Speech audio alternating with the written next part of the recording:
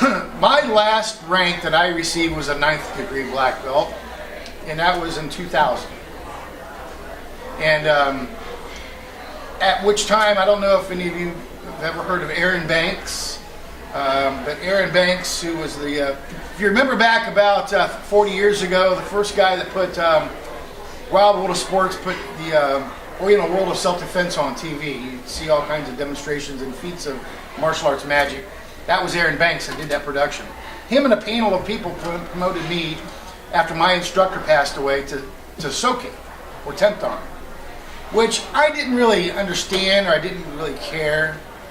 It wasn't really didn't have that much significance to me at that period of time. But it was an award that was given to me.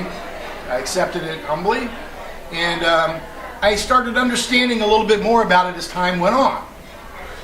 I understood that since then there's never been one. There's been 16 legitimate ones. I mean, you could go to Instaprint or Kinko's and make up your own certificate and put yourself as a 26th degree turquoise belt if you want to, and have the mayor sign it. But legitimately, in the martial arts world and the connections of traditional martial artists, there's been 16 given, and I was the last one. Now, a lot of those people are past and gone, and I have assumed the position of leader or president of the alliance, but I don't go and I don't promote to give 10th degree black belts all the time. But in some cases, I see that there's a need for that. And in one case in particular is with my true friend, Paul Soke. I started looking at Paul.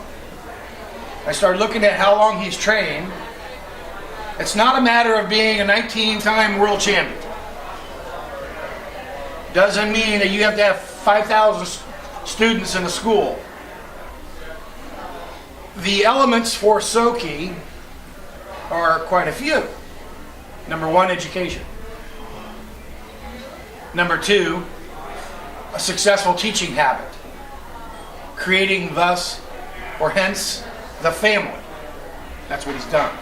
Though he still teaches his traditional arts, he's added concepts and methods that make his system his family, his creation, and he does what he wants to do. That makes him the leader or the founder of what he does. Is everybody on the same page with me with that? So he does what he does. He's the founder and the leader of his family. And the International Board of Sokes, which is called the Congress of Martial Arts, has a panel of those 16 people, of which there's 7, I think, living now. And I'm proud to make the announcement that officially given under my hand through the knighthood of John Black, who was he is one of our board members from Scotland. I tried to get him to come. I really did. I worked on it. However, John's in his 80s, and it's hard to get John here. John's a great, not almost 80. You guys have met John Black, I think. John Black is an awesome martial artist. He, on behalf of the Knighthoods Assembly in Scotland, has a special set of diplomas for Paul that I'll get at a later time. Through the Alliance and the International Sokeship Council of Martial Arts Masters and new ranks among the family, we now can announce that we have 17 official Sokes that's been produced legitimately in the United States of America. The first award is